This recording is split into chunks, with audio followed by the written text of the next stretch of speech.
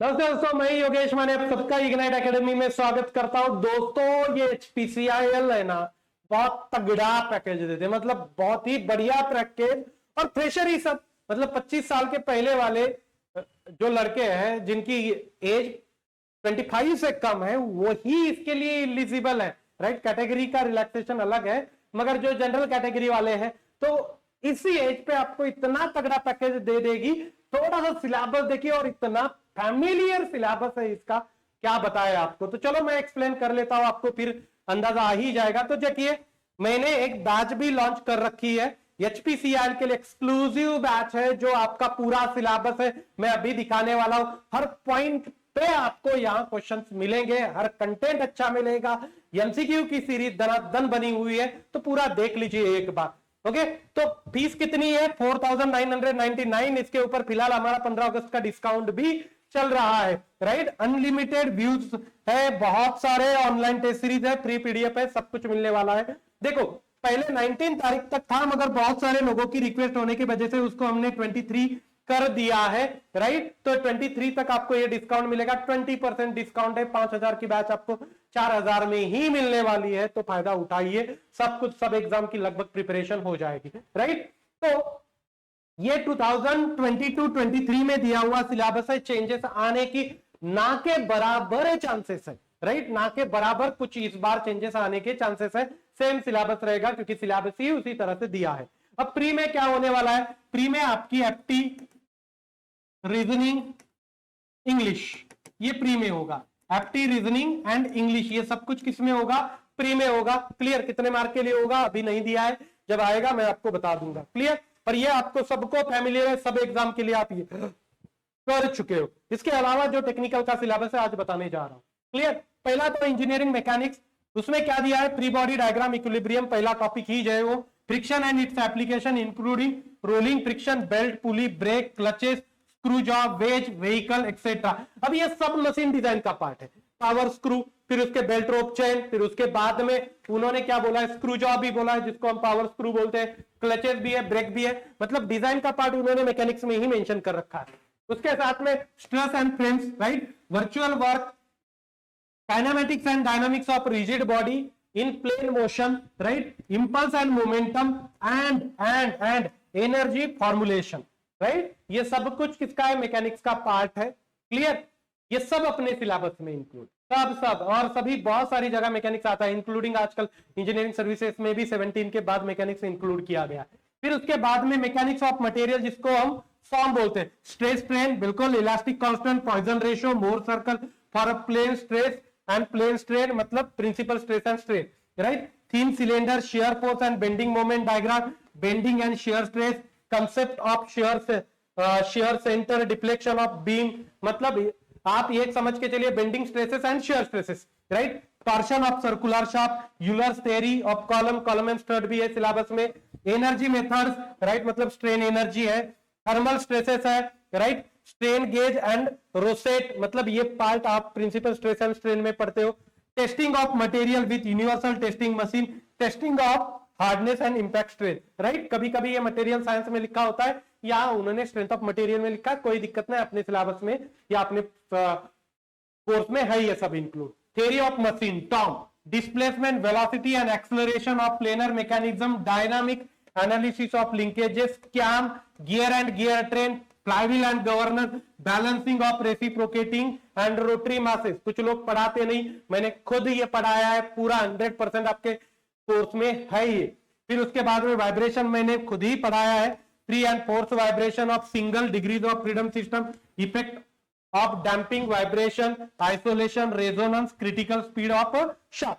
then machine design, design of static and dynamic loading, फिर failure theory, कहीं form में पढ़ाया ये मैंने, मगर डिजाइन में लिखा हुआ, क्या मतलब सभी जगह पढ़ ही सकते, कोई दिक्कत नहीं। फटिक स्ट्रेंथ एंड एशियन डायग्राम, बहुत ही बढ़िया लेवल से पढ़ाया गया है आपको। Right, principle of design of machine elements such as bolted, welded joint, shaft, gear, rolling and sliding contact, bearing and spring, सब आपके सिलेबस में बहुत ही बढ़िया लेवल से पढ़ाया गया है।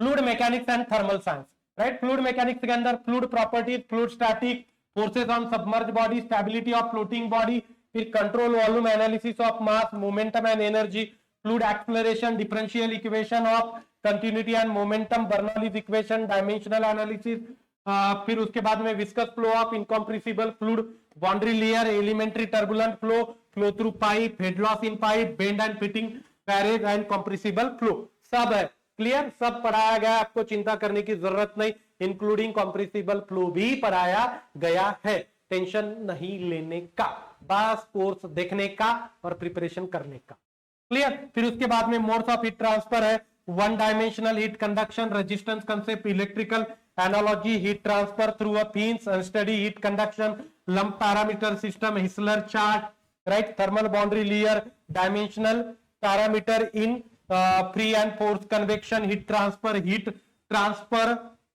correlation for a flow over flat plate through pipes, effect of turbulent heat exchanger, फिर उसके बाद में LMTD, NTU method, radiation heat transfer, Stefan Boltzmann law, wing displacement law, black grey surface, view factor, radiation network, मतलब conduction, convection, radiation, heat exchanger, 4 topic है, पूरे हैं, बाकी बस इतना लंबा लचक लिखा हुआ है, 4 ही टॉपिक का मतलब conduction, convection, radiation and heat exchanger, that's it.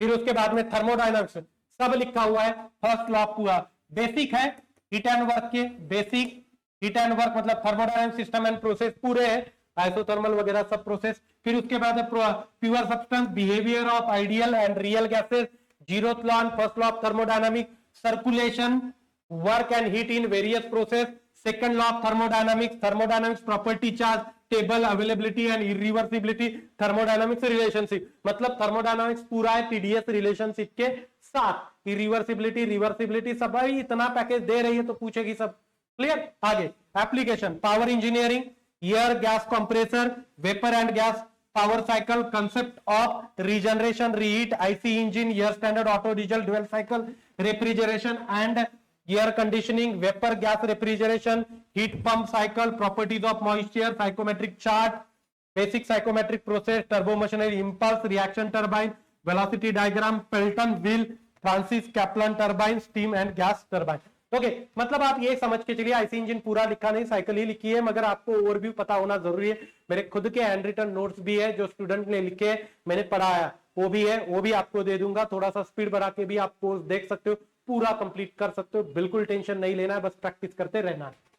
चलिए आगे, इंजीनियरिंग मटेरियल, इसमें भी पूरा ही है, structure and properties of engineering material, phase diagram, heat treatment, stress strain diagram for engineering material. फिर casting and forging, joining process, different type of casting, design pattern, modulus and cores, solidification and cooling, riser and gating design, plastic deformation and yield criteria, fundamentals of hot and cold working process, load estimation, bulk forging, rolling, exclusion, sheet metal operation, metal forming process, principle of powder metallurgy, principle of welding, brazing, soldering and adhesion, मतलब सब है production.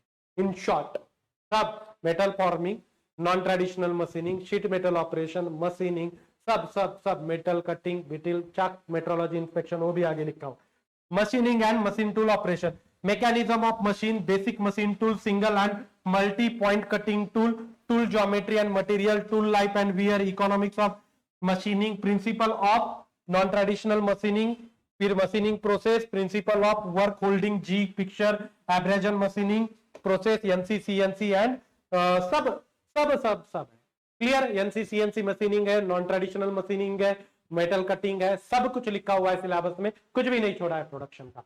फिर देखो metrology inspection पूरा है, limit, fit, tolerance, linear and angular measurement, comparator geometry, form and finish measurement, alignment and testing method, tolerance analysis in manufacturing and assembly, concept of coordinate measuring machine. फिर उसके बाद में computer integrated manufacturing, basic concept of CAD CAM and their integration tools, additive manufacturing भी है, additive manufacturing basic basic पूछेंगे, बाकी ज्यादा कुछ नहीं पूछेंगे, right. Production planning and control, यहाँ फोरकास्टिंग मॉडल है, एग्रीगेट प्रोडक्शन प्लानिंग है, शेड्यूलिंग है, ओके, मटेरियल रिक्वायरमेंट प्लानिंग है, लीन मैन्युफैक्चरिंग है।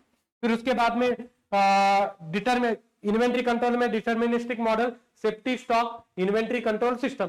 फिर उसके बाद में operational research, linear programming, simplex method, transportation, assignment, network flow and model, clear. मतलब ये सब आपको आपके इन्वेंट्री में भी लिखा हुआ है, पूरा इंडस्ट्रियल इंजीनियरिंग है, सिलेबस बहुत अच्छा है, तगड़ा कोर का सिलेबस है, बाहर इधर उधर वाला बहुत ज्यादा कुछ पूछा नहीं है, तो अच्छा सिलेबस है। आप इस बैच में आपको सब कुछ मिलेगा, टू द पॉइंट मिलेगा, बिल्कुल फालतू की बड़बड़ है नहीं। अभी भी देखा होगा मैं टाइम बिल्कुल फोकसिव रहता हूं मेरे लेक्चर के ऊपर, तो ये पूरा मैंने आपको समझा दिया है सिलेबस, राइट। बैच 4,999 रुपीज की है।